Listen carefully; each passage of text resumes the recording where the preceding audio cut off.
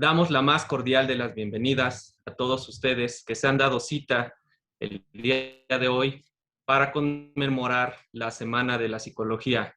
Agradezco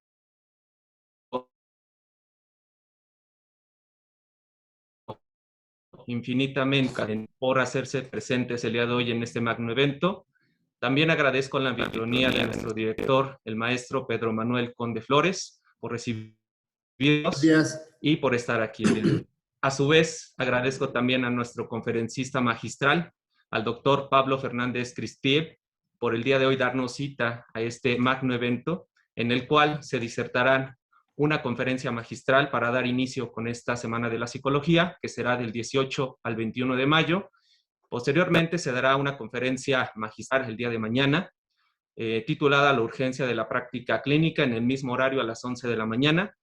El día jueves se dará la presentación del libro Los descalzados de la tierra, ni de aquí ni de allá, igual en el mismo horario a las 11 de la mañana. Y por último cerraremos con nuestras actividades académicas, 21 de mayo a las 11 horas, con una mesa de reflexión, malestar psicosocial en el contexto de la pandemia, dirigido por los integrantes de los cuerpos académicos. Es cuanto para poder iniciar al maestro Pedro Manuel Conde Flores, director de nuestra facultad, nos dirija un breve mensaje. Adelante, muchas gracias. Gracias, maestro Aciel, por la invitación y darme la oportunidad de dirigirme a todo lo concerniente al programa educativo de psicología. Muy buenos días, comunidad estudiantil, docentes, egresados y público interesado en esta temática. Se han dado cita en este espacio virtual, deseando sustancialmente que se encuentren muy bien de salud. Ustedes saben muy bien que pues, estamos luchando con una situación que pues ya vamos a tenerla siempre entre nosotros y que vamos a tratar de con ese tipo de infecciones. Nos ha llevado a construir nuestra dinámica personal, familiar, social, a reinventarnos en toda la situación que implica pues esta situación de cuidado y prevención de la salud, que hoy efectivamente las exageraciones se vuelven conductas prudentes de cuidado de nuestra salud. Quisiera decirles que es para mí un honor dirigir este breve mensaje y dar la más cordial bienvenida a todos y todas, y en especial a nuestro conferencista magistral, el doctor Pablo Fernández Cristier, que tendrá a bien socializarnos la conferencia, la conclusión de la psicología social. Doctor, nos honra con su presencia. La Universidad Autónoma de Tlaxcala lo recibe con los brazos abiertos, con agradecimiento por tomar su tiempo en poder efectivamente darnos muestra de su experiencia académica. Asimismo, saludo con mucho aprecio a las y los catedráticos integrantes de los cuerpos académicos, estudios psicosociales y psicología, educación, alteridad e identidades del educativo de psicología, quienes con mucho agrado y compromiso han organizado esta serie de actividades académicas. Muchas gracias. Dicho lo anterior, damos por iniciado este evento denominado la Semana de la Psicología y hacerlo con la seguridad de que serán actividades de gran relevancia y trascendencia para la vida académica y profesional de quienes conforman este gran gremio de psicólogos y psicólogas. Por lo anterior es importante decirles que el día 20 de mayo se celebra el Día del Psicólogo y la Psicóloga a nivel nacional. Pues desde 1950, la Universidad Nacional Autónoma de México abrió la primera facultad de estudios psicológicos, siendo la primera universidad en México que contaba con la licenciatura en psicología. Este día fue instituido por la Federación Nacional de Colegios y Sociedades y Asociaciones de Psicólogos en México. Se piensa que la principal causa fue porque el 20 de mayo se otorgó la primera licencia para hacer para ejercer la psicología como profesión en la República Mexicana. Aunque hay diversas teorías sobre la verdadera razón por la cual el Día del Psicólogo y Psicóloga se celebra este día, en México existen 12 psicólogos por cada 1,000 habitantes y cada vez ganan más reconocimiento dentro del ámbito profesional como un especialista que puede aportar mucho a los individuos, familias, comunidades y organizaciones en general. Sin más preámbulo, quisiera extenderles una fraternal felicitación a todos los y las psicólogas docentes de nuestra facultad y aquellos que también no lo son, así como a nuestros estudiantes que se encuentran en formación y que de alguna manera este tipo de eventos enriquece su conocimiento. Distinguidos docentes, mi sincero reconocimiento a cada uno y una de ustedes, quienes forman parte de esta noble profesión, pues su trabajo es mérito y dedicación, refleja un ejercicio académico de gran relevancia para el educativo de psicología, el cual estoy seguro que los educandos se apropien de los fundamentos epistemológicos, teóricos, metodológicos y praxeológicos propias de esta ciencia.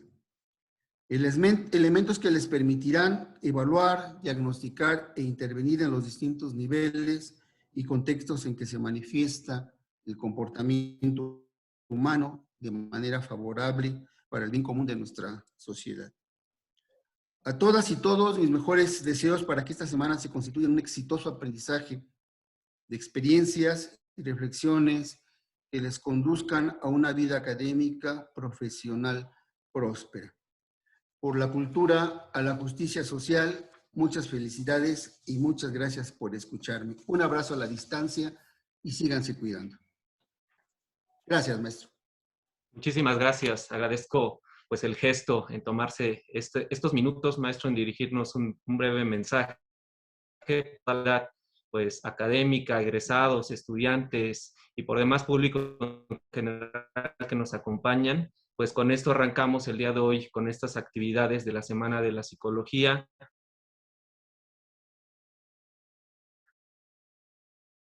Y estoy seguro también de construir nuestro saber y nuestra ciencia. Les agradezco mucho el haberse dado cita el día de hoy a todos ustedes. Y pues sin más voy a permitirme dar palabra al maestro Daniel Espejel Robles, que será nuestro moderador en esta conferencia magistral, y agradecer nuevamente a nuestro ponente invitado que dará la conferencia magistral, al doctor Pablo Fernández Cristiel, por habernos dado esta oportunidad en esta conferencia. Muchas gracias, maestro Daniel. ¿Puede usted hacer presentación del doctor para dar lectura a la síntesis curricular? Gracias. Buenos días. Gracias, maestro Pedro. Gracias, maestro Ciel. Y doctor Pablo, muchas gracias por estar aquí otra vez en la Universidad Autónoma de Tlaxcala. Lo conocí, lo escuché por primera vez en el 2008, todavía siendo estudiante, en el Encuentro Nacional de Estudiantes de Psicología Social, que se organizaron, me acuerdo todavía, de las últimas generaciones de Psicología Social. Y en la conferencia que dictó en esa ocasión, me dejó más dudas y muchas más preguntas sobre qué estaba haciendo la psicología y qué hacer en psicología. Me acuerdo que como que en ese momento causó una gran desilusión, pero después esa desilusión hizo empezar a pensar, ¿no?, qué es la psicología. Y bueno, en ese momento, en el 2008, el Encuentro Nacional de Estudiantes de Psicología Social, aquí está la maestra Martel que no me va a dejar mentir, se dirigía hacia una disciplina indisciplinada, que no estuviera haciendo o repitiendo los mismos cánones, ¿no?, que siempre estuviera en una posición crítica. Y pues bueno, doctor Pablo, volverle a agradecer, agradecer también a la comunidad estudiantil que se encuentra presente, que pues, sin ellos esto no tiene alma. Y bueno, voy a leer algunos elementos muy generales de su currículum. Bueno, El doctor Pablo Fernández Cristiev es profesor titular de tiempo completo definitivo en el Departamento de Psicología Social de la Facultad de Psicología de la Universidad Autónoma de Tlaxcala. Es licenciado en Psicología por la Universidad Nacional Autónoma de México. Tiene una maestría maestro en Psicología Social por la University of Kiel en Inglaterra. Doctor en Ciencias por el Colegio de Michoacán en México. Tiene estancias postdoctorales. La primera estancia postdoctoral fue en el Laboratorio de Psicología Social, y no puedo pronunciar el francés, pero lo busqué el traductor en Google, y la estancia la hizo en la Escuela de Estudios Superiores de Ciencias Sociales de París. La segunda estancia es una estancia de investigación en el doctorado de Psicología Social en la Universidad Autónoma de Barcelona, en Cataluña.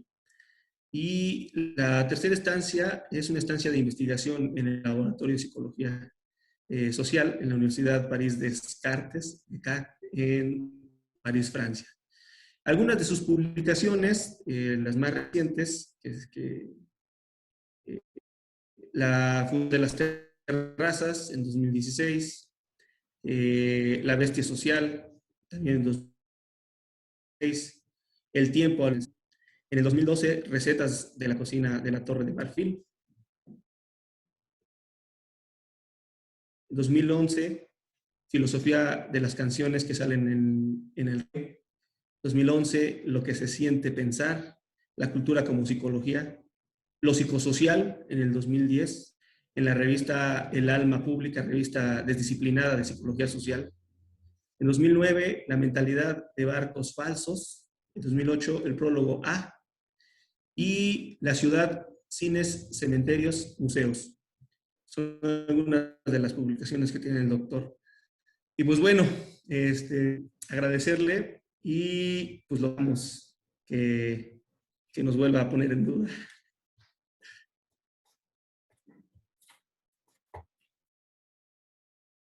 Bueno, tomo la palabra. Qué formalitos empezamos, no dio tiempo ni de saludar, ni de checar el audio, ni de ponerse nervioso, ni nada. Primero que nada quisiera darle efectivamente las gracias a Daniel Espejel, porque nos hemos carteado, bueno, por correo, llevamos año y medio más o menos. Siempre lo que me ha gustado es la amabilidad, la decencia con la que me escribe, me pide, me da permiso de que diga que no, cosas por el estilo. Y entonces eso se lo agradezco mucho. Muchas gracias a Ciel, y muchas gracias, maestro Conde, por la invitación.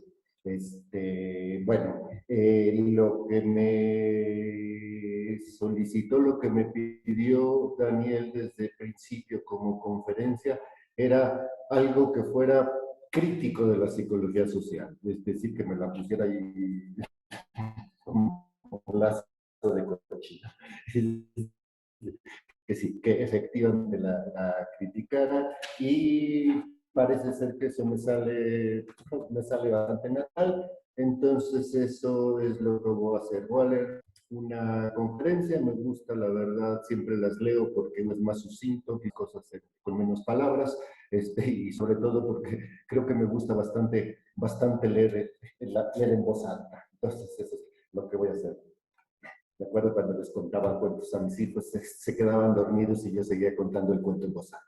Bueno, eso es más o menos lo que voy a hacer, es decir, que también se pueden quedar aquí dormidos si de repente. Porque de paso o de entrada, la conferencia creo que no es nada fácil, diría uno, nada introductorio en el sentido ahí más o menos canónico de lo que se supone que es ser introductoria.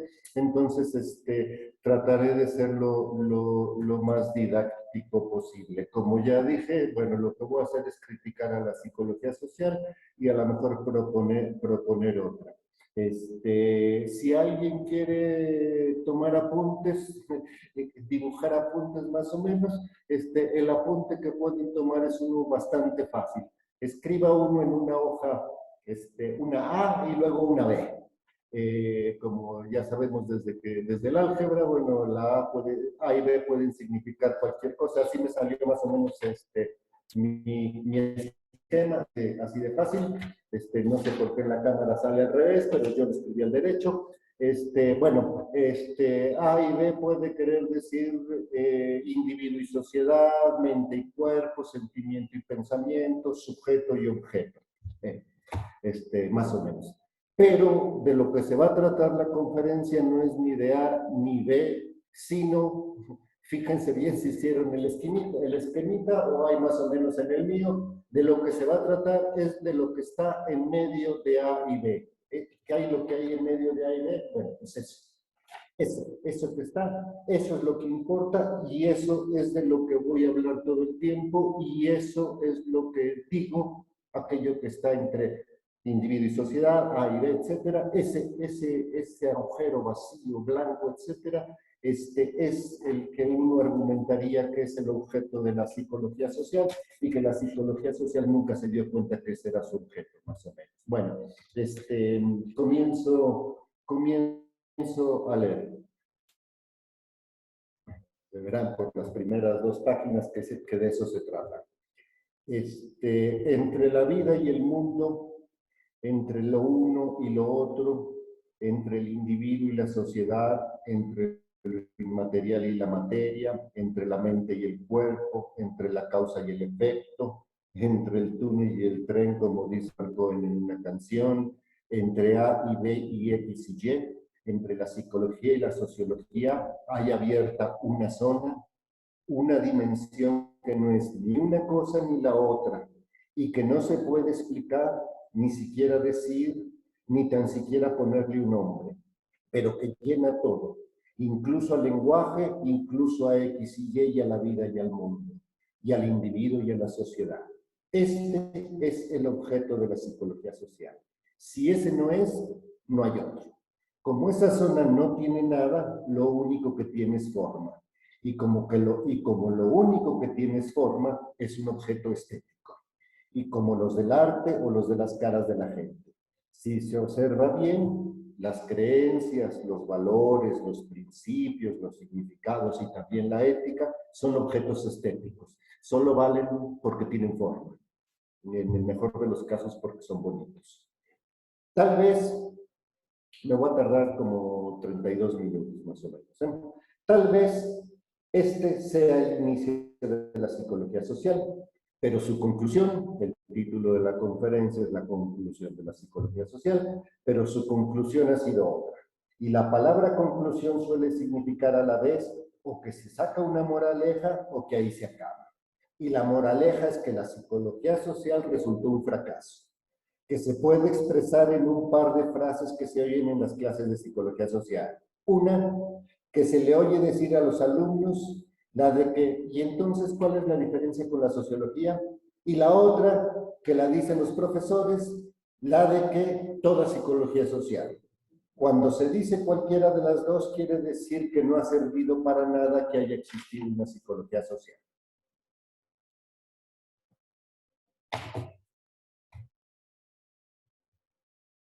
La belleza del conocimiento occidental se puede sintetizar, creo que vuelvo a repetir mi esquemita y vuelvo a hablar de eso que está en medio. La belleza del conocimiento occidental se puede sintetizar como sigue. El conocimiento occidental dividió al mundo en dos para así tener dos cosas que unir y que al tratar de unirlas se le apareciera en medio el infinito y lo ilimitado. Si uno ve en el esquemita, aquí está A y B muy limitados y lo que queda en medio, es decir, la hoja en blanco que se puede ir hasta por la pared, que también es blanca más o menos, es finalmente eso es el infinito, se puede ir hacia donde quiera. Entonces se le apareciera en medio el infinito y lo ilimitado. Y gracias a ello nunca se le acabara lo desconocido y así pudiera seguir conociendo todo lo que quisiera. En cambio, la cultura oriental, esa de los nirvanas, se quedó inmóvil en su mundo de una pieza. Los dos en los que lo dividió también puede ser, entre otros muchos más, la mente y la materia, o el individuo y la sociedad, o la psicología y la sociología. Entiendo por estas dos palabras, como lo hace Gilbert Simondon, voy a mencionar muchos autores, me da pena hacer eso, pero ni modo, pero Gilbert Simondon, sí me interesa bastante, es un filósofo francés que está siendo redescubierto últimas fechas, que escribió una cosa maravillosa sobre la psicología social, pero situándola en el contexto completo de la vida humana.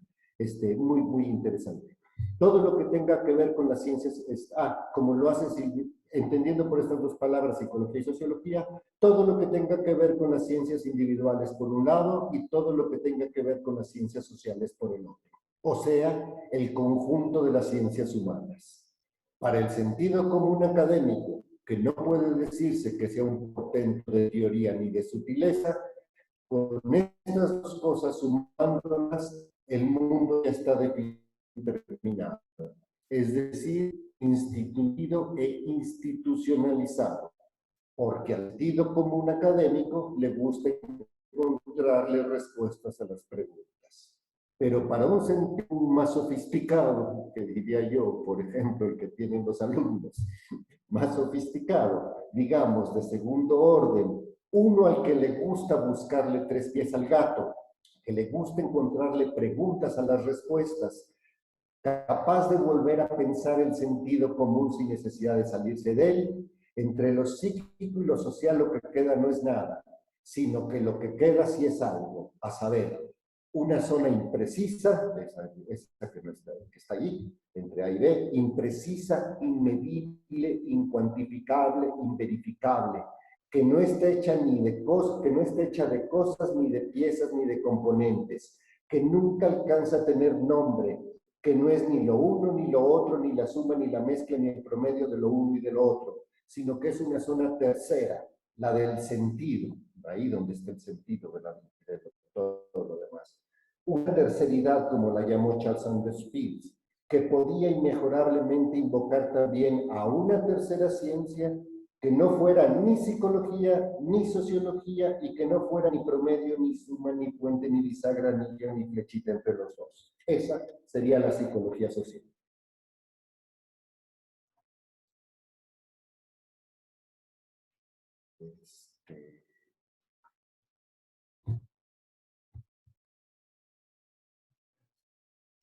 La licenciatura, la facultad, perdón, sí, de repente me entró más o menos. La facultad de la universidad se llama Trabajo Social, Sociología y Psicología, ¿verdad? Y entonces ahí tiene que estar Psicología Social. Pero bueno, y entonces ahí puede uno verse cuál es el conflicto de la psicología social entre psicología y entre sociología. La psicología social, al parecer, como se le ocurrió a varios, a Charles Cooley hace 100 años, por ejemplo, era la que podía y debería dar cuenta de esa entidad etérea que, por decirlo de algún modo, es una especie de mente material o de materia mental, emocionantísima de intuir y concebir, como le habrá sucedido a algunos, desde George Herbert Mead, psicólogo de hace 100 años, hasta Kurt Lewin, psicólogo de hace 70 años, psicólogo social, desde Muzafer Sherif hace 70 años hasta Serge Moscovitz, que hace unos 10 que se murió. No menos, pero sobre todo no muchos más. Y es que, como decía Simondon, la realidad humana no es ni psíquica ni social, sino centralmente psicosocial.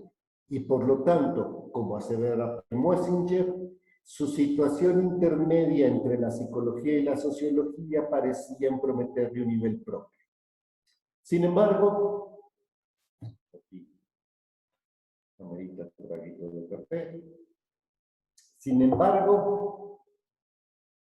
la psicología social no logró hacer aquello que le tocaba, porque en lugar de ponerse a inventar conocimiento, lo único que le empezó a interesar fue sobrevivir. Esto es, convertirse en una disciplina universitaria, con lo cual ser aceptada y reconocida y por lo tanto mantenida en la sección de conservada y en la sección de que le dan de comer. Prefirió alcanzar a llegar al fin de la quincena que alcanzar la sabiduría, o dicho en otras palabras, eligió institucionalizarse. lo cual implica entrar dentro de una clasificación oficial de las ciencias ya establecidas como psicología o sociología y por obligación entonces aceptar algunos de sus objetos de estudio, o el individuo o la sociedad, aunque poniéndole algún distintivo curioso y correcto para que se viera que tiene su chiste, o sea, dedicarse a la interacción, que es lo que se supone que es el objeto de estudio de la psicología social, que suena bien, porque es como un individuo, pero que vive como una sociedad. Y a partir de ahí proceder a elaborar reportes y dar informes periódicos que los demás pudieran decir que estaban bien. A cambio de eso, tendría un departamento más bien pequeño, eso sí, con secretaria y archivero y toda la cosa. Una modesta partida presupuestal, nada del otro mundo. Y ya después, como parte de sus prestaciones y otros estímulos, el permiso para formar asociaciones, organizar congresos, otorgarse premios mutuos y convencerse entre ellos de que su disciplina es muy especial. Ceremonias todas estas muy típicas de oficina, como las de las roscas de Reyes o los cumpleaños de la señorita Gómez. Y por eso, a la psicología social, cuando solicitó su nicho en las universidades, la remitieron a las facultades de ciencias individuales o de ciencias sociales. No como disciplina por derecho propio, sino como subdisciplina ya fuera de la psicología o de la sociología, acatando sus unidades de análisis, sus métodos de estudio, su campo de trabajo, su manera y sus modales, sus vestimenta y su terminología, sus pares y sus colegas. Por eso todavía hay una psicología social psicológica o individual y una psicología social sociológica o social, dependiendo de dónde fue a parar. Y por eso, ya sea de un modo o de otro, el aciago destino de la psicología social ha sido el de ser una ciencia segundona, con perdón de la palabra ciencia, se entiende. Ivana Markova, al ratito digo quién es, Ivana Markova menciona que un reporte de la UNESCO elaborado en los años 50 vio la posición de la psicología social como particularmente difícil, ya que parecía estar unida en parte a la psicología y en parte a la sociología. Según Moesinger, históricamente la mandaron a la psicología. Según Immanuel Wallerstein, los llamados psicólogos sociales trataron efectivamente de permanecer en el campo de la ciencia social. Estoy citándolo textualmente. Pero en general, la psicología social no tuvo éxito en el establecimiento de su propia autonomía institucional. Unas cosas graves contra la psicología social. No tuvo éxito en el establecimiento de su propia autonomía institucional. En muchos casos sobrevivió como subdisciplina de la sociología. Según la Markova, vuelvo a citar textualmente, mientras que las organizaciones internacionales de ciencias sociales la colocaban junto a la sociología, en las instituciones de educación superior se encontraba más frecuentemente en los departamentos de psicología. Y según Simondon, en resumidas cuentas, la psicología social no fue capaz de superar la separación de la psicología y la sociología porque no ha podido renunciar a un modo de pensamiento binario. El pensamiento binario es finalmente la A y la B, tal cual. No ha podido superar la separación de la psicología, renunciar a un pensamiento binario, y no ha sabido tener un pensamiento terciario ni mucho menos unitario. Los autores arriba citados son una psicóloga social, la Markova, un psicólogo, Moesinger, un sociólogo, quien era Wallerstein, y un filósofo, Simondon.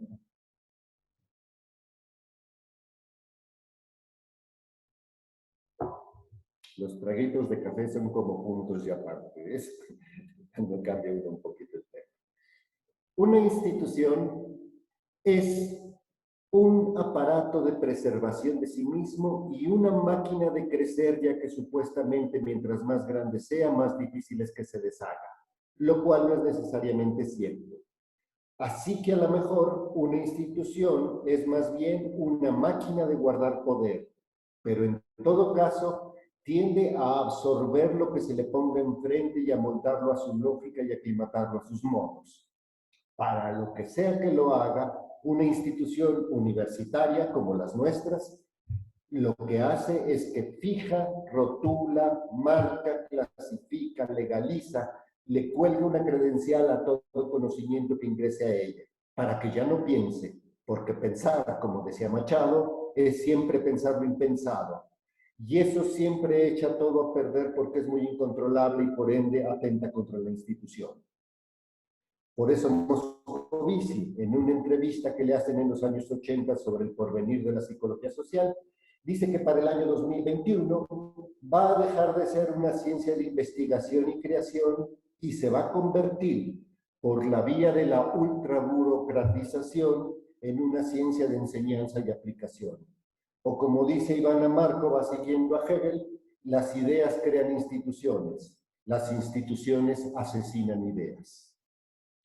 La conclusión de la psicología social se puede ver en la siguiente anécdota con moraleja y terminación o con terminación y moraleja. Hay un libro firmado por Serge Moscovici e Ivana Markova que se titula La hechura de la psicología social moderna. Nótese el título, es un exceso de título, pero en fin. La hechura de la psicología social moderna, que se subtitula se pone gruesos.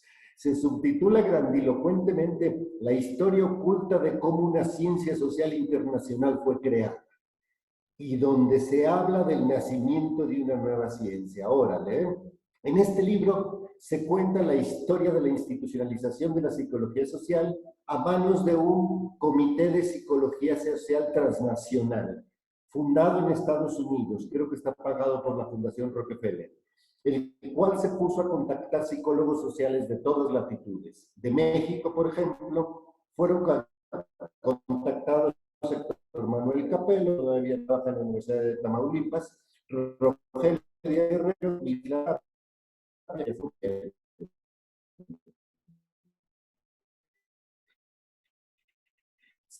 un éxito, por ejemplo, la ALAP, Asociación Latinoamericana, y efectivamente la AMEPSO, Asociación Mexicana de Psicología Social, y la SOMEPSO, Sociedad Mexicana de Psicología Social, aquí subrayo Moscovici porque supongo que es un psicólogo social que todo el mundo debe conocer, que estudie psicología social, y que es maravilloso. Según yo, mi opinión es que el éxito del comité es el fracaso de la psicología social. Casi todo el tiempo su presidente fue Leon Festinger, el discípulo aventajado de Kurt Lewin. Y un día de mí, cuando el trago es de agua, nada más es punto y coma. Y un día, ¿dónde estaba yo? Y un día de 1979, Festinger, activamente comprometido con la institucionalización de la psicología social, abruptamente, de un día para otro, cerró su laboratorio y se marchó. Y se retiró de la psicología social porque se dio cuenta de que estaba equivocada, ya que en primer lugar, mientras que la especie humana tiene una fortísima inclinación a acumular cosas como catedrales, libros o retratos, no existe, sin embargo, ninguna psicología de los objetos. No hay una psicología de los objetos.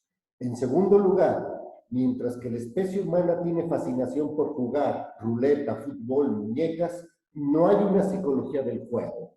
No hay una psicología del juego. Y finalmente, lo cito textualmente, otro extraño fenómeno es la cantidad de energía, trabajo y tiempo que le dedicamos a las actividades estéticas. Decoración, color, artes visuales, música, danza, poesía. Y no obstante, no hay ni un cuerpo de conocimiento ni teoría que podamos llamar una psicología de lo estético. No hay una psicología de lo estético, o no a la psicología social. El mismo Moscovici, quien fue el último presidente de este comité, dejó finalmente de nombrarse, sí, se lo dijo aquí en la Universidad de México una vez que vino. Algo habrá en la psicología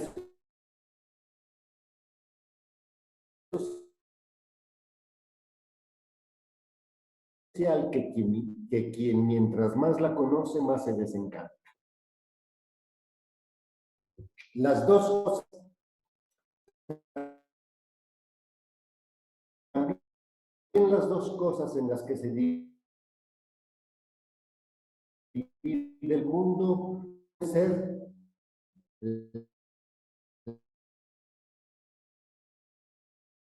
ciencias de la cultura y las ciencias de la naturaleza, puestas entre sí.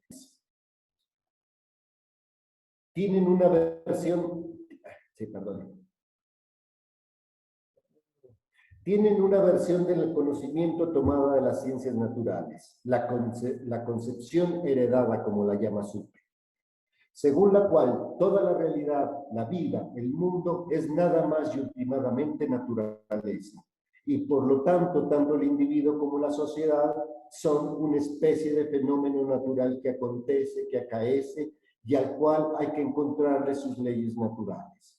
Y por ello, la idea institucional de la psicología y de la sociología es que, si de veras quieren ser ciencias instituidas, institucionalizadas e institucionales, tienen que ser nomotéticas, esto es, productoras de leyes, bastante parecidas las leyes, por supuesto, con la misma lógica muy a la kantiana, a las de la física, la newtoniana, la clásica, que es una ciencia mecánica. Por eso se entiende en las universidades la preponderancia, por una parte, de una psicología experimental o una psicofisiología, y por la otra, de una sociología positivista, especie de ingeniería de la sociedad, porque quien quiera entrar en la universidad y triunfar dentro de la institución, tiene que producir este tipo de conocimiento, que es el del prestigio académico. Opuesto en otras palabras, psicología y sociología no son los tres pies del gato de hace rato, sino la misma gata revolcada de hace mucho. Y entonces, parece que la oposición de fondo no está entre la psicología y la sociología, que no son más que dos metodologías similares, sino entre dos maneras de tocar el mundo. Una que es estética, ya lo dijo Festinger, y la otra que es mecánica. La verdadera estaría entre lo estético y lo mecánico. La primera hecha de impresión estética, la primera hecha de impresiones y sensaciones, de intuiciones y metáforas, donde nada es exacto, todo es impreciso. Y la segunda hecha de visiones y clasificaciones, de verificaciones y definiciones, donde todo es puntual. Donde todo es puntual. La oposición está entre ver la vida como una unidad y ver la vida como fragmentos. Entre un conocimiento tembloroso, el de la estética, y un conocimiento asegurado, el de la mecánica. En efecto, la diferencia de verdad no es entre el individuo y la sociedad, o entre la cultura y la naturaleza, ni entre la izquierda y la derecha, sino entre alguien, ahorita que estamos en elecciones se da uno cuenta que la izquierda y la derecha se parecen terriblemente, ¿verdad? Igual de escandalosos, mentirosos, inventores, etc. Pero en fin, sino entre alguien que al mirar el mundo todo lo integra en una unidad orgánica y sin fisuras, esa es la estética, y alguien que al mirar el mundo todo lo separa en piezas aisladas, esa es la mecánica. La distinción de fondo está entre un conocimiento que es un modo de ser y que tienta, que tantea para ir averiguando de qué se trata la realidad, y un cuerpo oficial de legajos aprobados por las burocracias universitarias. Entre un intento de entender y los dictámenes de los funcionarios.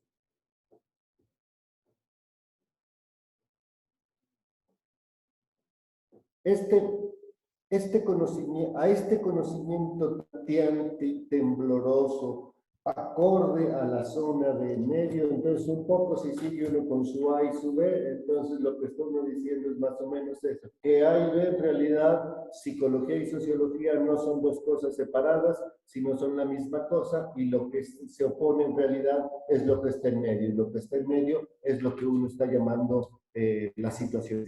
Bueno, a este conocimiento, que que es difícil de conocer. A este conocimiento tanteante y tembloroso, acorde a la zona de medio de la realidad, que de repente ya no es una realidad, sino que es otra del mundo, se le puede denominar conocimiento estético. No por bonito, sino porque lo que piensa, lo que mira, lo que encuentra, lo que inventa, es una realidad donde todo forma parte de todo. No como mera frase para quedar bien, sino en serio. Donde ni el individuo, ni la mente, ni la materia, ni la sociedad, ni la psicología ya no están, porque en rigor desde antes constituían una integridad total y unitaria que nunca separa ni divide todo lo que forma parte de ella, incluyendo por supuesto al propio conocedor, a uno mismo, a nosotros mismos. Si uno se da cuenta, cuando estudia uno tiene que ser objetivo. Cuando quiere decir uno que tiene que ser objetivo es que uno, el científico o el psicólogo o lo que sea, tiene que separarse del objeto como si el objeto no le importara y nada más medirlo. Pero en un conocimiento estético, por el contrario, cuando uno está estudiando la realidad, pensando la realidad, uno sabe que uno forma parte de la realidad y entonces está pensando a sí mismo. Y si a uno le cuesta trabajo, quiere decir que uno se cuesta trabajo a sí mismo.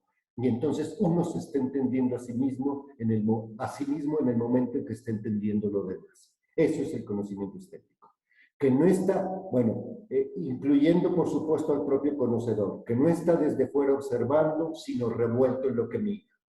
La oposición es entre lo estético y lo nomotético, porque producir leyes siempre es institucionalizador, entre lo estético y lo institucional, entre lo estético y lo mecánico, porque lo mecánico está hecho de piezas sueltas que aunque interactúan entre sí, nunca pasan a formar parte del todo. La oposición está entre un conocimiento que nunca sabe nada a ciencia cierta, y una ciencia cierta que siempre lo sabe todo, sábelo todo, porque ya cerró el mundo. La diferencia está entre lo interesante y lo interesante. Lo estético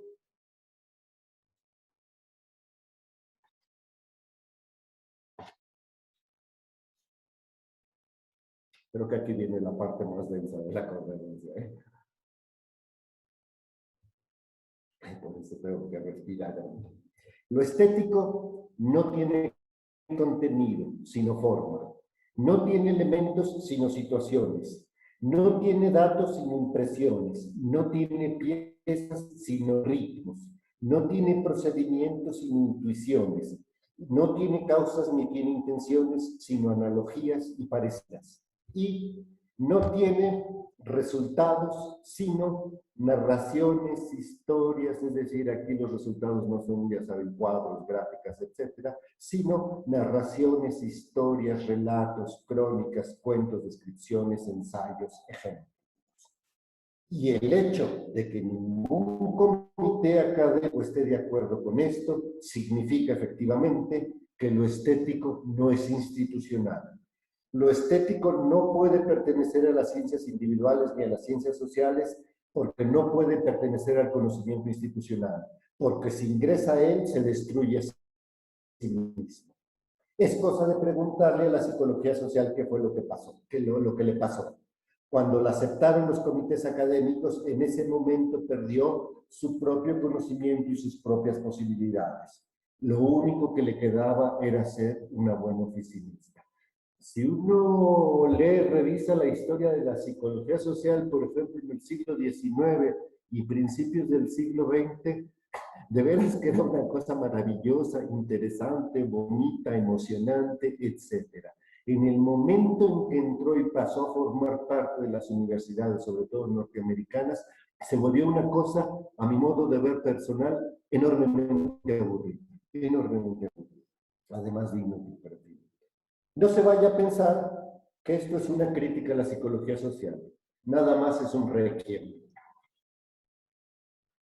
Y la psicología social que casi nunca pudo ser, esta que acabo de decir, la que nunca pudo ser, esta que acabo de decir, esta que uno se encuentra cuando revisa la historia de la psicología social, esta que casi nunca pudo ser, era una estética de lo social. Y por esta razón se puede encontrar salpicada a lo largo del siglo XX la idea de una sociomorfología, que querría decir algo así como ciencia de las formas sociales, que sería su equivalente y que se refiere al conocimiento de la forma de lo social, que es lo que hacía George Siemens. Si alguien ha leído a Siemens, sabe. Oswald Spengler se refiere, es un filósofo, a una morfología histórica.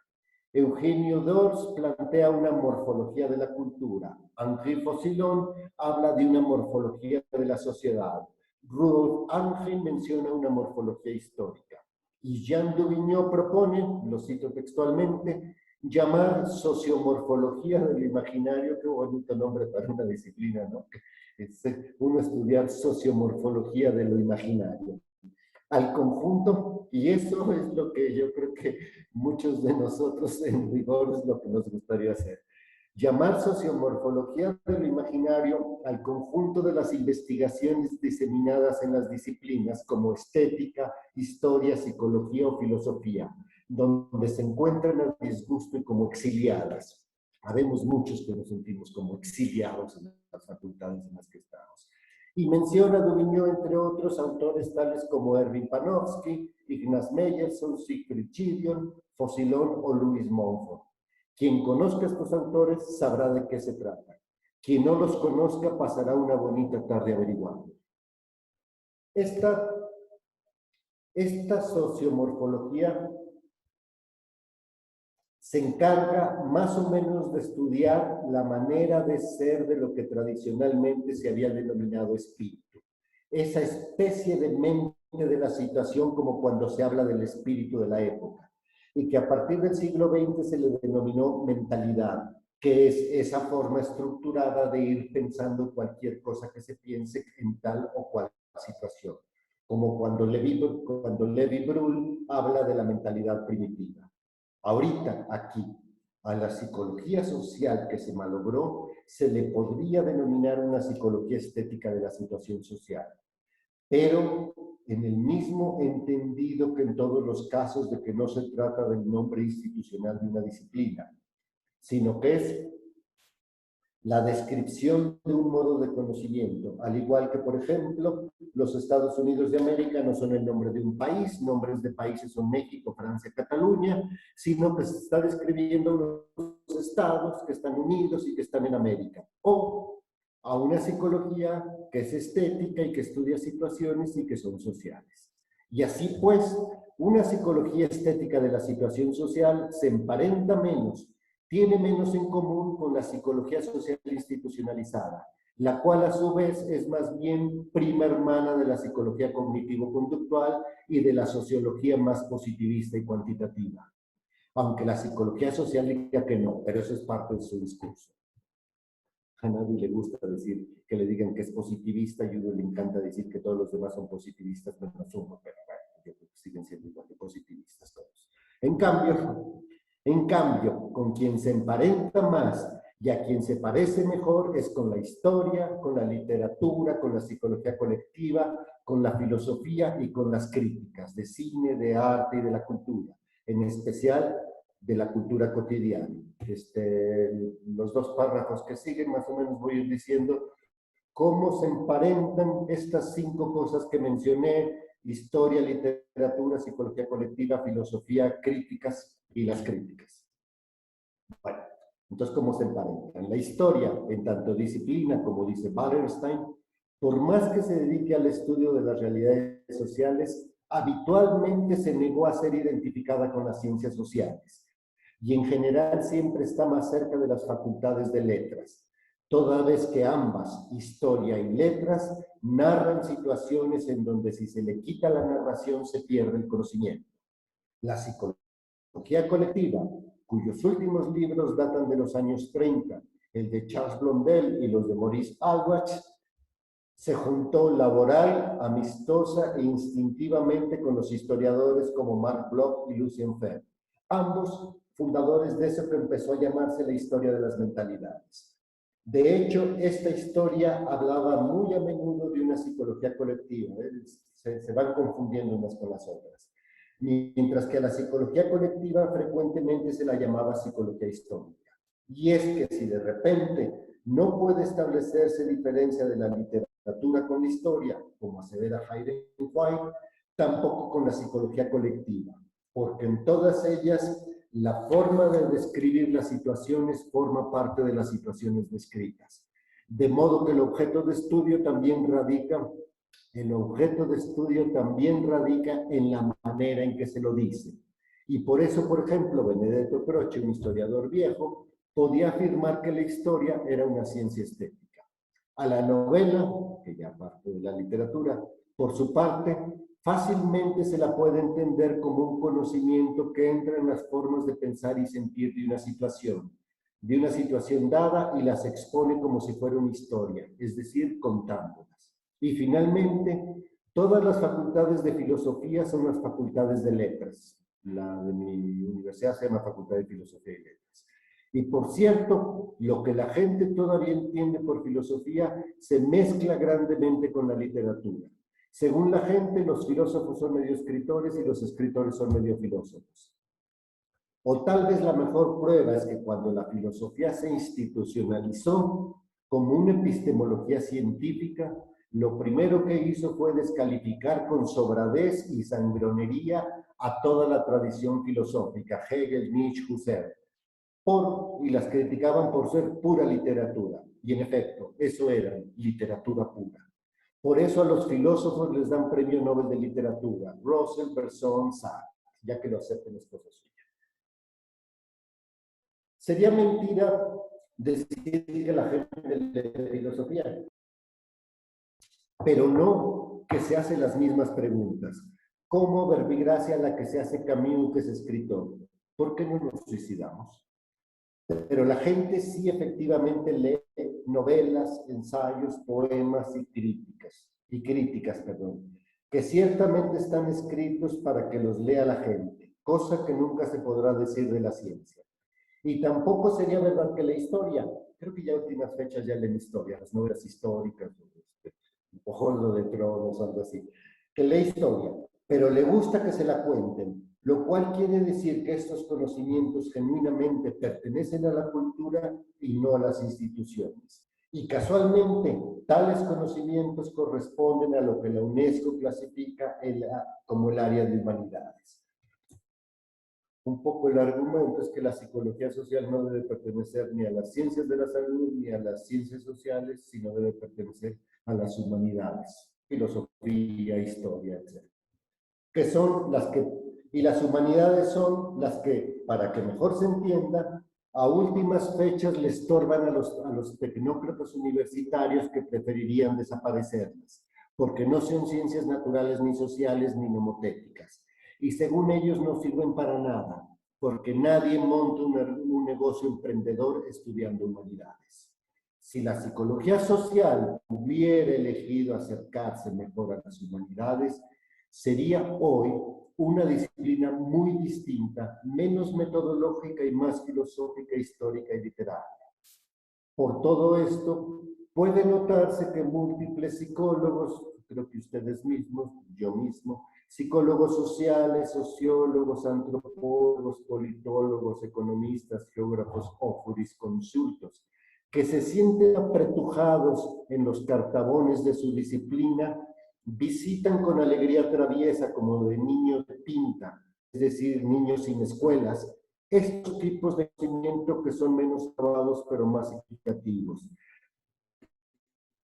que se encuentran en libros escolarizados como los de aquí, ya nada más los menciono, los de Largo Villar Vigilio, de Morris Berman, Berman, de Octavio Paz, de Richard Sennett o de Peter Slaughter. Creo que es lo único que se puede sino desdisciplinarios. Si una psicología estética de las situaciones sociales se quisiera volver una disciplina institucionalizada para así estar más segura y duradera, es decir, si quisiera entrar a una universidad, lo que harían con ella en las universidades sería meterla en una oficina, ponerle un letrerito en la puerta, nombrarle un jefe antes que nada y a la primera de cambio solicitarle su plan de estudios incluyendo objetivos, mecanismos de evaluación y bibliografía. Exigirle sus prácticas de intervención en la comunidad para que se vea que sirve para algo. Preguntarle en qué departamento quiere estar, en el que quiera, pero que se decida, aconsejándole que en el de sociología, porque en el de psicología ya le ganó el lugar una ciencia que se llama psicología social, y recordándole como quien no quiere la cosa que debe hacer lo que se le indique. Por eso el psicoanálisis no quiso entrar a las universidades. Pero esto le sucedió, por ejemplo, a la teoría de las representaciones sociales o a los métodos cualitativos, que como se sabe, actualmente son todo un éxito. Vacío, pero éxito. Los métodos cualitativos son la modalidad buena onda de los métodos cuantitativos. La alternativa real sería la hermenéutica. En cambio, al parecer, la psicología social construccionista, la de Kenneth Gergen, que le gustaba mucho venir a México, porque ya está muy viejo, estuvo redactada expresamente para no poder ser institucionalizada. Y por eso nunca acabó de cuajar dentro de la disciplina. Y en este mismísimo sentido, el socioconstruccionismo de Tomás Ibáñez planteó alguna vez que el objetivo de la psicología social era acabar con la psicología social. El objetivo de la psicología social era acabar con la psicología social. O dicho, acabar con la psicología social. Y la razón es que, como el mismo Tomás Ibáñez dice textualmente, lo cito textualmente, un mundo sin física cuántica sería un mundo distinto. Un mundo sin alcohol sería un mundo distinto. Un mundo sin psicología social sería el mismo mundo. O dicho al revés, el trabajo pendiente de la psicología social es fundar a la psicología social porque no lo ha hecho. Si alguien tiene la peregrina sensación de que esto es una invitación a leer a Tomás Ibáñez, está en lo correcto. Me salté a todos los otros autores, excepto Simondon, porque si quería recalcar alguno, era recalcar a Tomás Ibáñez. Busque uno a Tomás Ibáñez, quien no lo conozca, y lea un poco, y creo que le sorprenderá, le sorprenderá la psicología social y le emocionará las posibilidades de hacer otra psicología social. Le emocionará la idea misma del conocimiento. En suma, hay un modo de conocimiento que puede haber sido el de la psicología social que no puede disciplinarse, es decir, institucionalizarse, porque el solo hecho de hacerlo lo deshace por la vía del acartonamiento, como le sucedió a la teoría de la Gestalt, y que para conservarse tiene que mantenerse desdisciplinado, y si lo apuran, indisciplinado, toda vez que se trata de un conocimiento que no admiten las administraciones de las universidades y que no está permitido dentro de sus oficinas.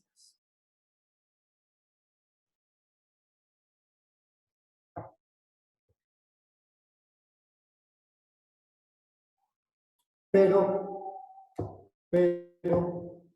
siempre quedan los pasillos. Eso que está entre una oficina y otra, los pasillos. Aunque a veces también los quieran controlar los funcionarios, como cuando se prohíbe pegar carteles en los corredores y no están debidamente autorizados por los administradores y los quitan inmediatamente. O cuando hay que pedir permiso para utilizar la explanada para hacer una reunión y si no les desconectan el sonido. O como cuando en el auditorio no dejan que haya gente sentada en el suelo. Bueno, esas cosas me han sucedido en mi facultad y por eso me quedo aquí. Pero de todos modos quedan los pasillos para hablar de muchas cosas. Y entre ellas, para discutir el conocimiento sin preguntar de qué ciencia es eso y para qué les va a servir cuando sean grandes. Y quedan las escaleras principales que tan despreocupadamente sirven para sentarse y contemplar el día y ver pasar la vida. Y las bibliotecas y las cafeterías. Y quedan las estudiantes. Esos seres no institucionalizados que todavía quieren imaginar la realidad toda junta y pertenecer al mundo y no nada más a un departamento. y a los que todavía les interesa el conocimiento porque es interesante y no porque vaya a venir en un examen.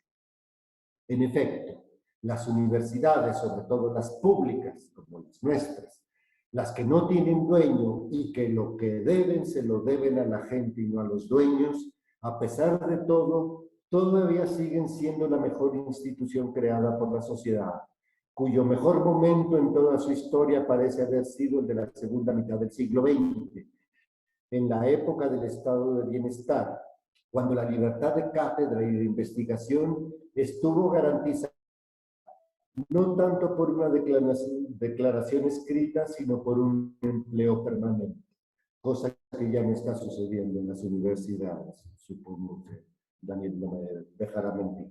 Y sigue siendo el lugar del privilegio del pensamiento, porque las universidades, no obstante, todavía tienen muchos lugares inmunes a la institucionalización, como los pasillos o las clases, por ejemplo, donde hasta se puede fumar y se puede elaborar un conocimiento absorbente, implicado, prometido, no separado de la vida, ni de la belleza, ni de la sociedad, y por el cual vale la pena levantarse en las mañanas para ir a la escuela. Y desde donde se puede proteger a la universidad de sus propias institucionalizaciones, porque ciertamente hay que defender a las universidades de sí mismas. Solamente hay que distinguir muy bien a los pasillos de las oficinas. Los gatos de 3 pies están en los pasillos. Los cuadrúpedos, sean gatos o no, en las oficinas. Y los gatos encerrados están por todas partes. Bueno, muchas gracias. Ya averigüé con el Zoom para qué servían los aplausos. Los aplausos sirven para que uno sepa que había alguien ahí y para que uno se dé cuenta que ya acabó. Bueno, pues ya terminé. Gracias, Daniel. Gracias, doctor. Pues bueno, deja muchas cosas ahí nacidas, ¿no?, del sentimiento. Bueno, sí, se pueden hacer reacciones, ¿no?, aquí en Zoom, unas palmaditas.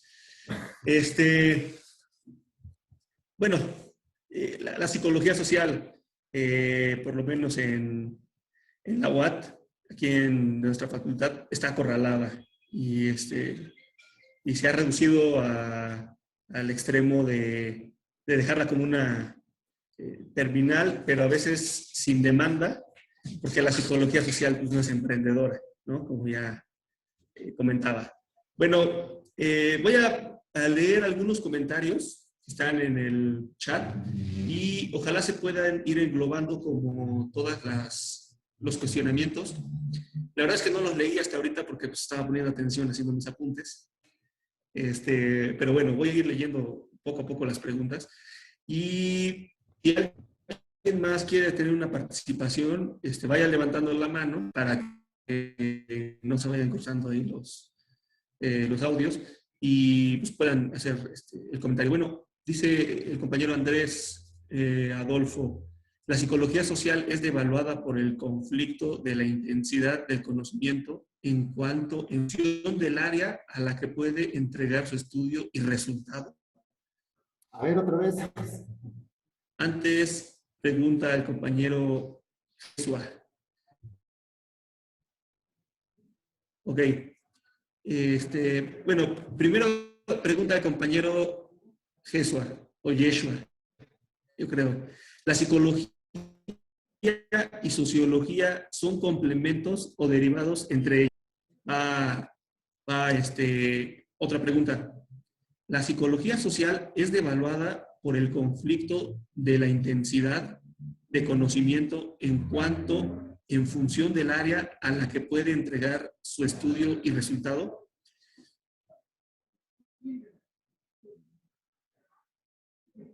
La otra pregunta, ¿cuál considera que sea el futuro de la psicología social en las futuras generaciones? Otra pregunta, si la psicología social se llega a desinstitucionalizar, ¿tendría que enseñar aún el pensamiento estético y mecánico equilibrado?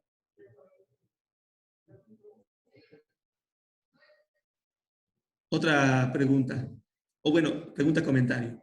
Algo similar ocurre cuando uno busca definir el objeto de la psicología cultural o de marcarla. La maldición de perseguir el status quo científico ha sido incluso para la psicología la de ser nada más que una ideología en visión tecnócrata. Otra pregunta, ¿el positivismo afecta el desarrollo epistemológico?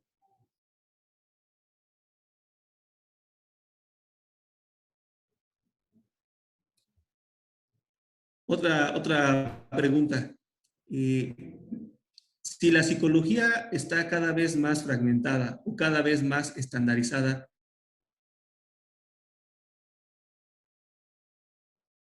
entonces, ¿cuál será su verdadero enfoque?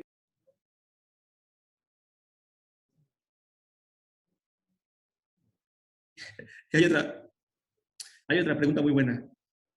¿Qué le llamó para estudiar psicología?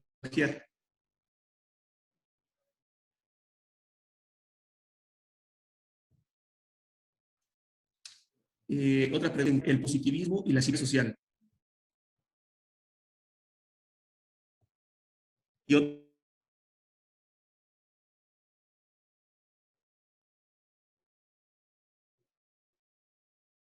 la misma pregunta, muy buena esta, coincide. ¿Qué le llamó la atención para estudiar psicología, compañero que tiene levantada la mano?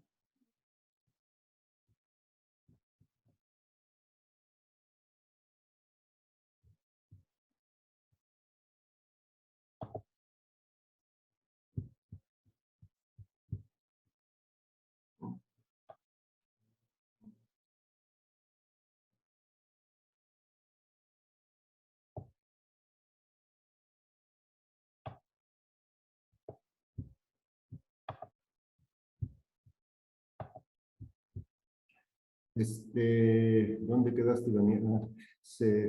¿Tienes apagado el micrófono, Daniel? Ah, ya.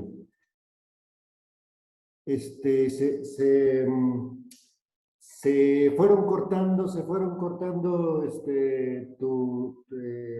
las preguntas que ibas leyendo, Daniel, o sea que no las alcancé a agarrar todas, sino por cachitos más o menos. Se me iba el audio, entonces no pude tratar de leer ahorita en el chat, pero bueno, tampoco me da tiempo. No puedo dedicarme a eso más o menos. Y no sé, creo que yo me iría por creo que entre todas las preguntas que, sí, que había, creo que iban por dos caminos más o menos. Uno, el asunto del positivismo o esto en qué es la psicología social más o menos, y pegada con eso, y entonces, ¿cuál es el futuro de la psicología social dentro de las universidades?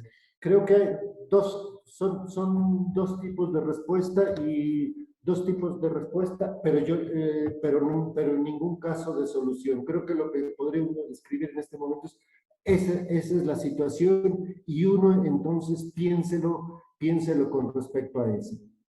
Por un lado, el positivismo lo tiene uno no solamente nosotros, no solamente eso dentro de los planes de estudio, sino de repente dentro de la publicidad o el pensamiento dominante tiende a hacer eso. Esto es un poco la fascinación publicitaria y la fascinación por todos lados por la idea de la ciencia. Y dentro de la ciencia, esta idea que me parece enormemente publicitaria, es decir, casi ideologizada más o menos, de que el cerebro es la respuesta y entonces está en las cuestiones de superación personal, autoayuda, etcétera. Es decir, que nosotros le damos órdenes a nuestro cerebro y el cerebro nos manda no sé qué, y que si finalmente estamos tristes es porque le falta a uno la endorfina, y que, etcétera. Es decir, que el cerebro, un objeto natural, científico, etcétera, es el responsable y es donde están nuestros pensamientos, nuestras emociones, la conciencia, el conocimiento, el pensamiento, etcétera. Todo es esta idea de psicología finalmente una cosa mecánica, es decir, es como el motor de un coche, el motor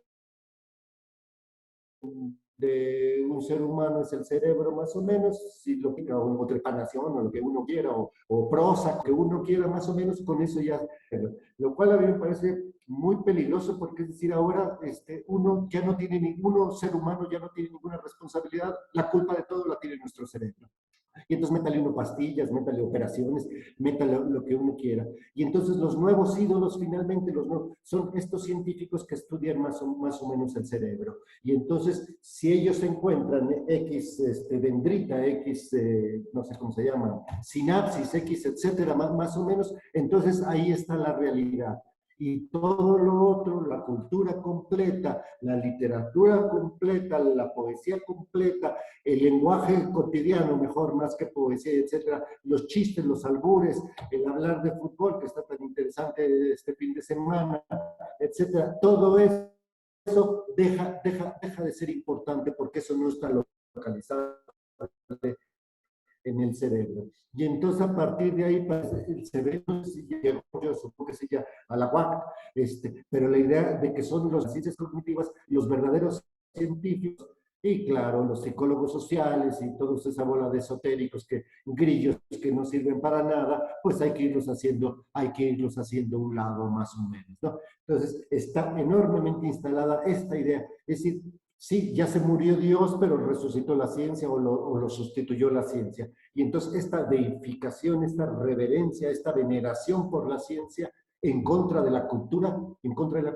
es finalmente, y eso está permeando fortísimamente a la psicología y por descontado la psicología social. Si la psicología, como era antes, puede estar descalificada, ahora la psicología social es, no sé, una babosada para analfabetos o algo por el estilo.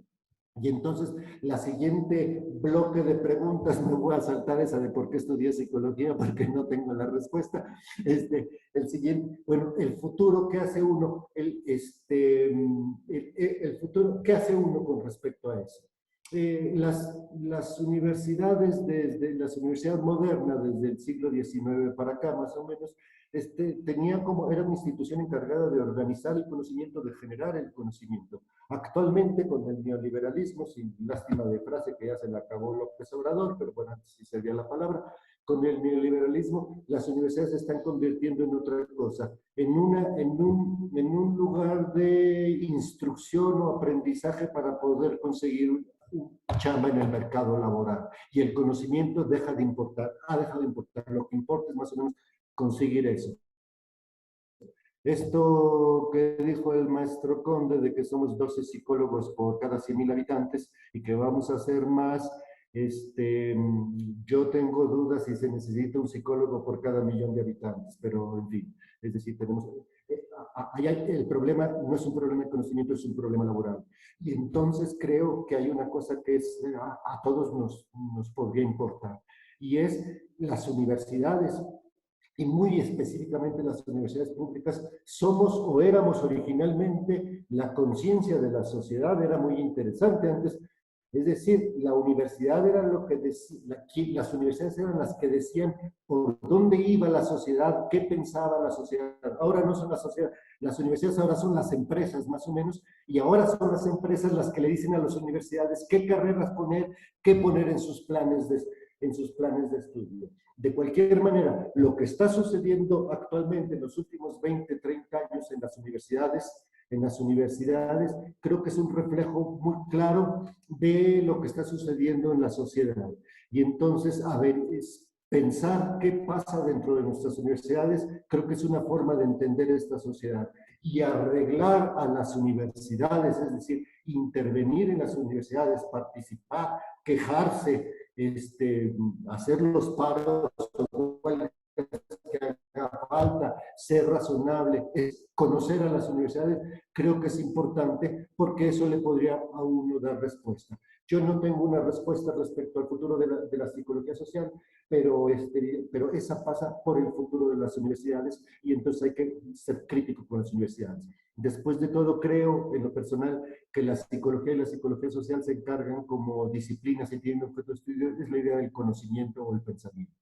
Y las universidades casualmente se encargan del conocimiento. Entonces nos acerca mucho, es decir, conocer lo que pasa dentro de las universidades, criticar lo que pasa dentro de las universidades.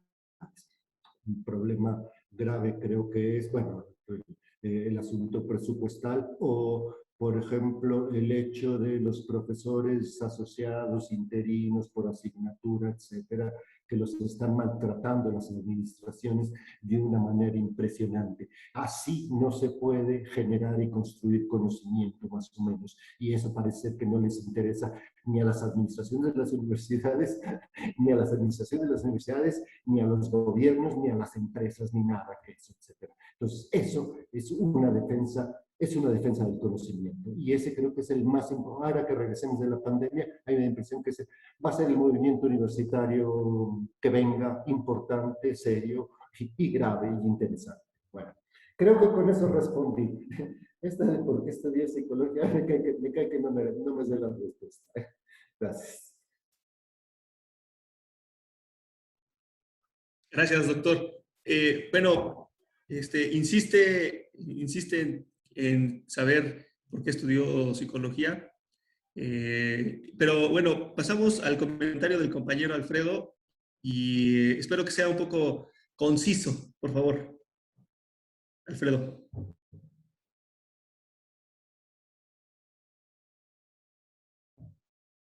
Alfredo. Si no, entonces pasamos al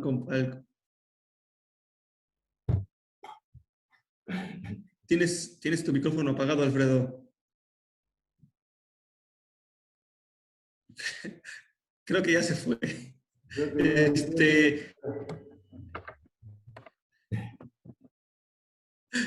Si no, entonces la compañera Andrea quiere hacer un comentario, por favor. Andrea, ¿se encuentra por ahí? Ok, bueno, entonces hay un compañero ahí que tiene Huawei Y8. Entonces, si puedes hacer tu comentario breve, porfa, y tu nombre, y si nos acompañas de la UAT.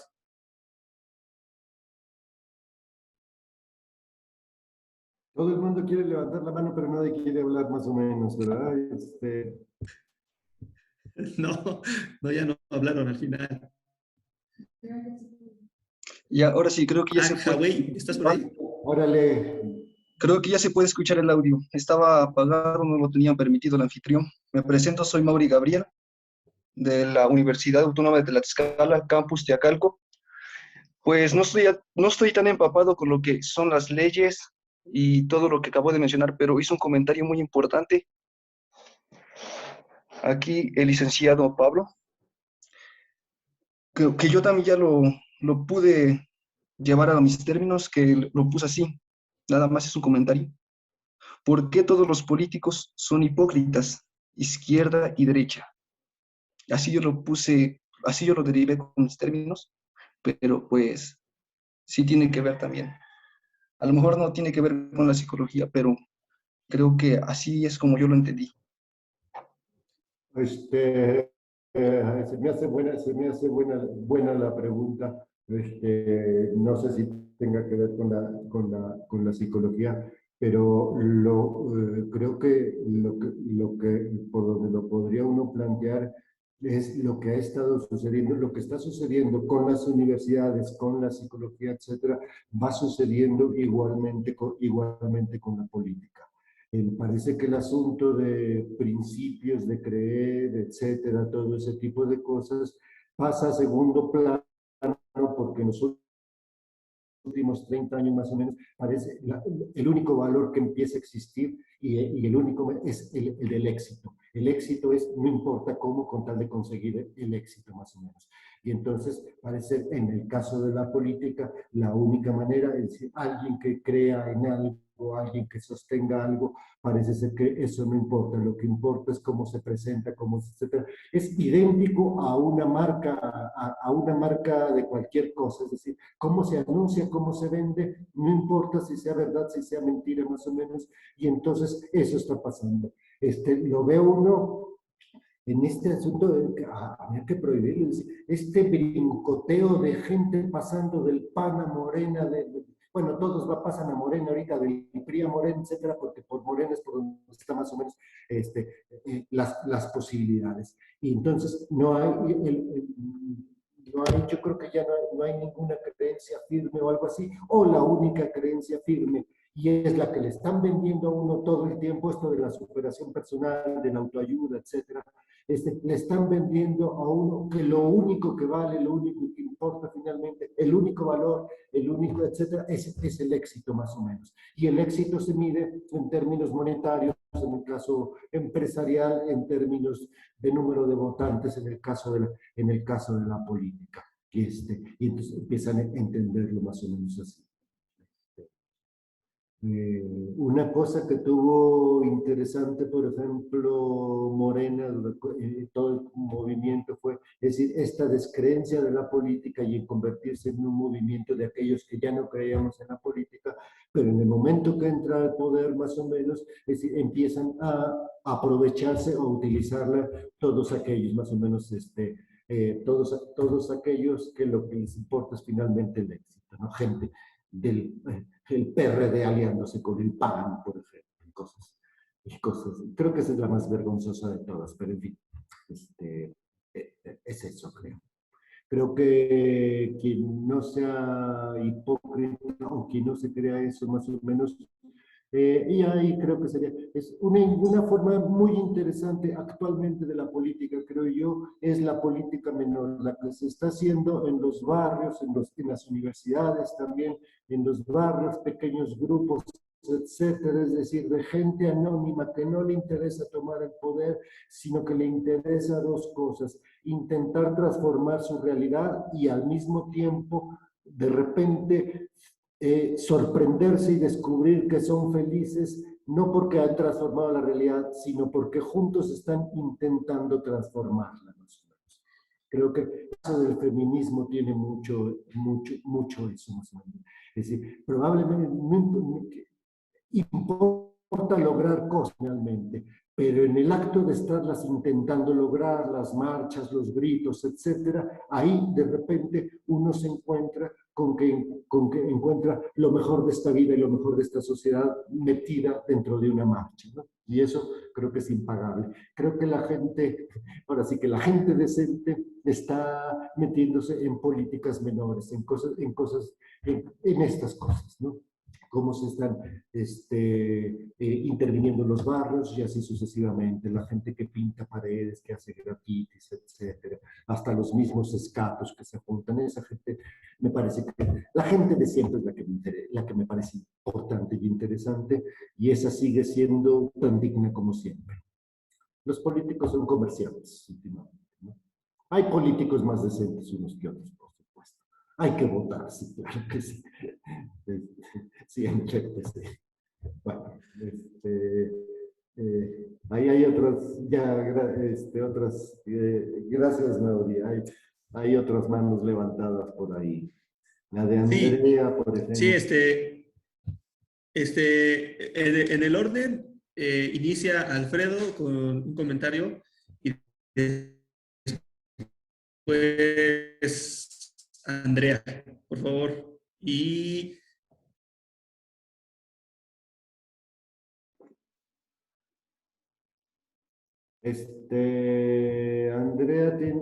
Andrea y Alfredo tienen apagado el micrófono ambos. Andrea ya. Aquí estoy, Pablo. Hola. Hola, desde Valle de Bravo, de casa de mi mamá. Por cierto, te manda saludos. ¿Quién? Mi mamá. Ah. que fue por ahí a la facultad a algunas clases. No, mira, me gustaría ampliar un poco, me pareció muy interesante, ya que es de mi interés mucho el psicoanálisis. Cuando decías...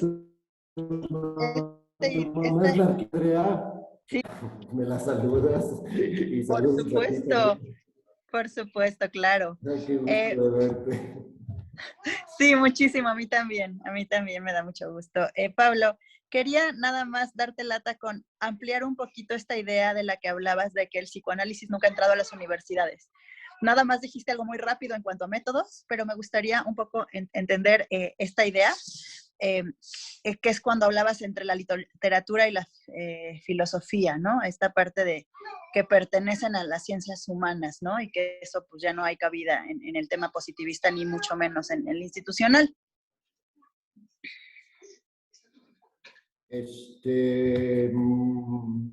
Sí.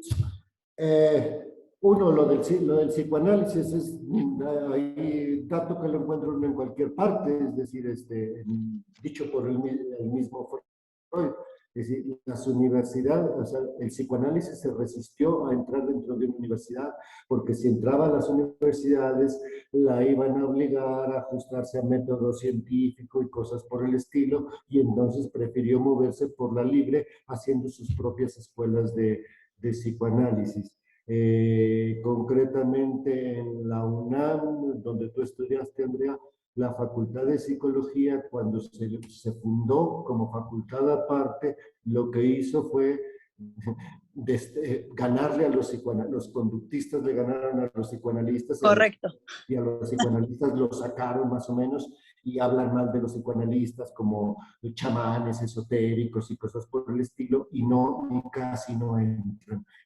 Esa es la historia más o menos del psicoanálisis. Lo cual de repente diría, no, está muy bonito para el psicoanálisis, nada más que tuvo un pequeño problema el psicoanálisis. Se aisló demasiado, se inventa una terminología que nadie entiende, se cuentan chistes entre ellos y nadie los entiende, etc. Es decir, se aislaron del lenguaje, del discurso del conocimiento en general, y eso los ha vuelto un poquito, creo que soberbios. Sí, un poquito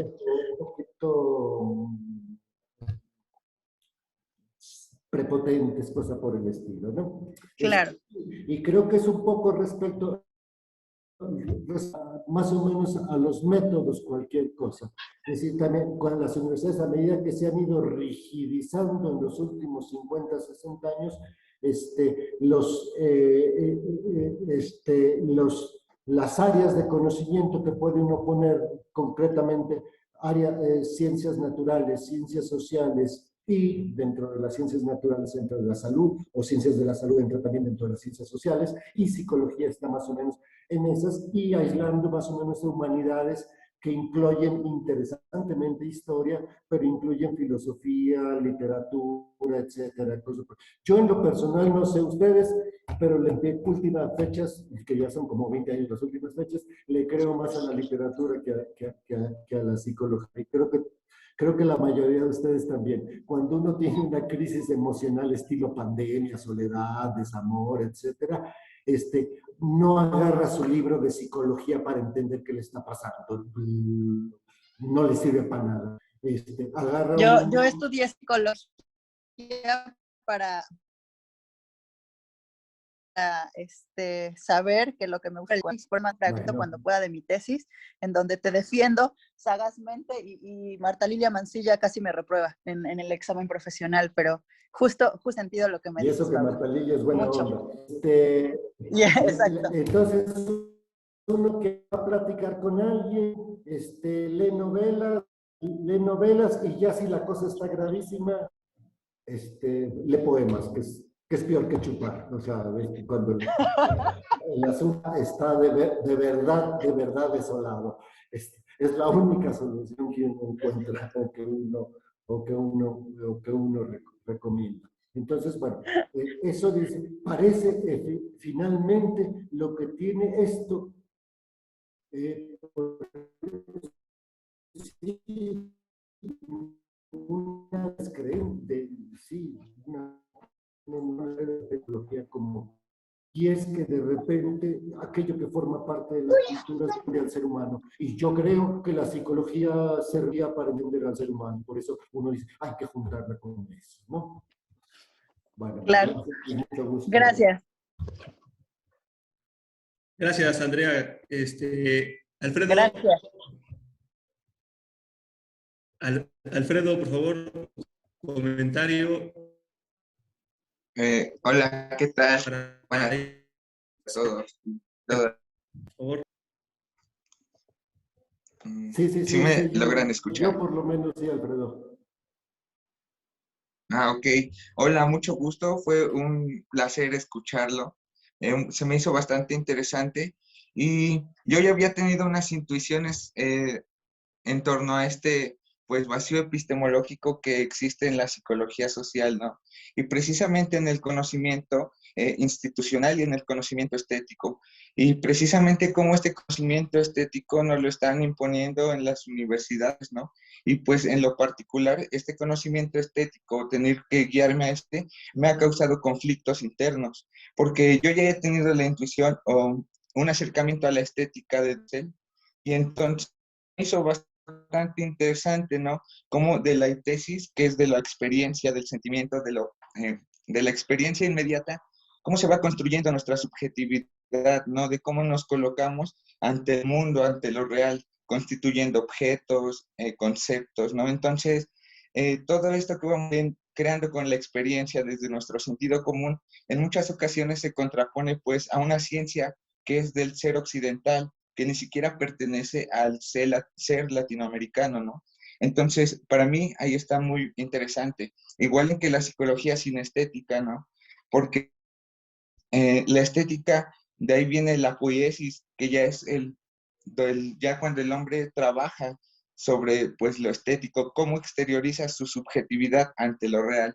Entonces, pues muchas veces si dejamos la estética de un lado, pues no logramos a captar todo el fondo que hay detrás de eso, porque no sé, quizás hasta cuando sale el sol, pues eso para nosotros lo tomamos de una forma, ¿no? Entonces constituye nuestra psicología del ser.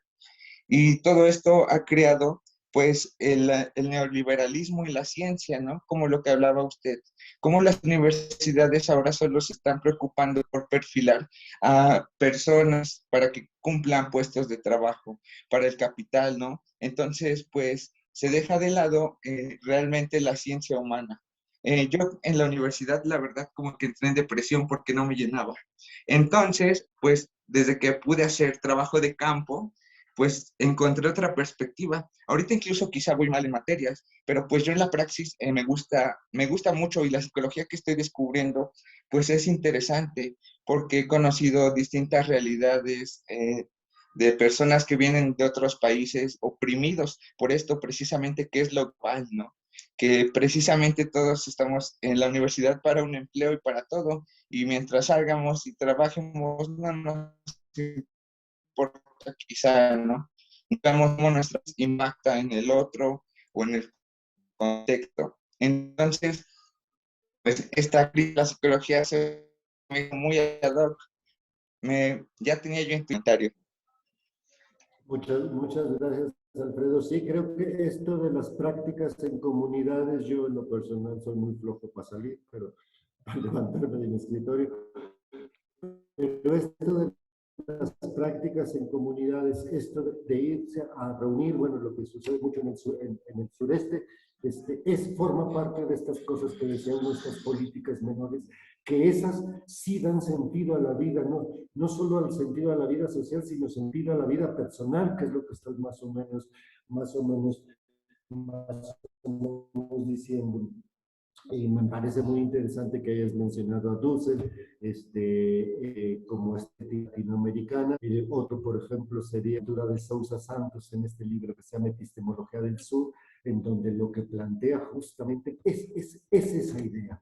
Y esto debe ser, parece que en efecto, realidades del norte, por decirlas de alguna manera, no son capaces de entender, estas productivistas frías, etcétera, no son capaces de entender lo que está sucediendo aquí. Y esto que está sucediendo aquí, no sé de dónde, si del Río Bravo, o ya que conquistamos Los Ángeles, de Los Ángeles para acá, esto que está sucediendo tiene una cantidad de características que no son intelectuales, sino que son afectivas, y creo que lo estético, ¿no? La idea de estética como método, como forma de conocimiento, no va tanto por lo bonito ni por el arte, sino que lo afectivo, los sentimientos, etcétera, en rigor son formas, son gestos, son etcétera, y la única manera de entenderlos, la única manera de entender lo afectivo y los sentimientos no es estudiando las neuronas, no es estudiando los resultados o las causas de los afectos, sino estudiando los afectos en sí mismos, y esos parece que son objetos a los cuales se les puede acercar la estética. Es decir, uno puede entender su tristeza o la tristeza de la misma manera que entiende un cuadro, más o menos, o una pintura o una película o algo por el estilo. Entonces, es muy interesante, Alfredo, gracias. Sí, sí, muchas gracias, bastante interesante. Y pues eso de el neoliberalismo y la ciencia, ¿no? Como igual usted hablaba de los grupos de política, ¿no? Cuando son anónimos, pero ¿qué pasa cuando dentro de las instituciones entran, pero con el fin de perpetuar, pues, esas instituciones de poder, ¿no? Entonces, pues, es muy interesante y pues me deja muchas cosas por pensar. Esto lo dije ahí, o sea, las instituciones son lugares de guardar el poder, ¿no? De generar poder. Y entonces los grupos políticos que entran a las universidades con ningún interés cognoscitivo, ningún interés epistemológico, sino solamente encontrar su nicho más o menos de poder y conservarlo y mantenerlo. ¿No? Sí, claro. Bueno, tendría muchos más comentarios, pero sería alargar la charla. Muchas gracias. Muchas gracias, Santiago. Muy excelente ponencia. Gracias.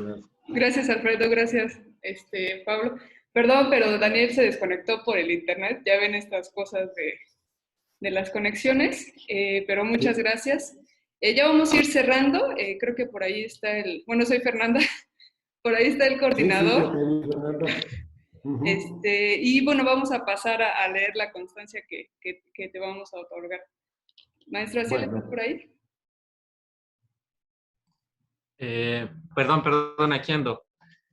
Ahorita voy a dar lectura, una parte simbólica, doctor, y pues en agradecimiento a su noble participación, creo que nos deja muchas reflexiones en cuanto a nuestra ciencia, qué es o no es, y pues eso nos los llevamos pues para poder trabajar en base a lo que sea si no se hace en psicología social, ¿no? Y pues con el gusto y el permiso de todos, vamos a hacer lectura de su constancia. Ustedes me indican si ya pueden visualizar en sus pantallas la constancia para empezar a dar lectura. Ya se ve. Ok. Pues dicta así, doctor, Universidad Autónoma de Tlaxcala, Facultad de Trabajo Social, Sociología y Psicología, a través de la coordinación de la licenciatura en Psicología y los cuerpos académicos, estudios psicosociales y Psicología, Educación, Alteridad e Identidades, otorgan la presente constancia al doctor Pablo Fernández Cristiel por haber dictado la conferencia magistral La conclusión de la psicología social el martes 18 de mayo del 2021 en el marco de la Semana de la Psicología celebrada del 18 al 21 de mayo.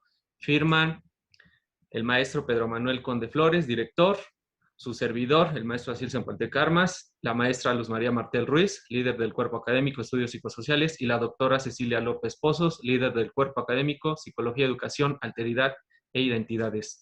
Pues enhorabuena, doctor, muchas gracias por haber compartido sus ideas y su postura hacia esto que es la ciencia de la psicología.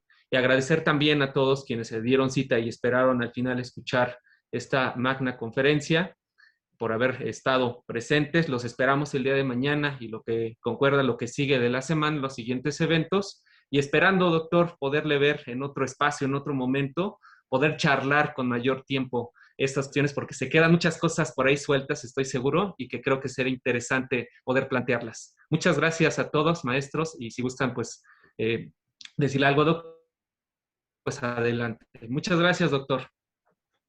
Pues muchas gracias a ti, Aciel, Daniel, muchísimas gracias a todos por los que estaban. Me divertí mucho, así que se los agradezco. Gracias, doctor.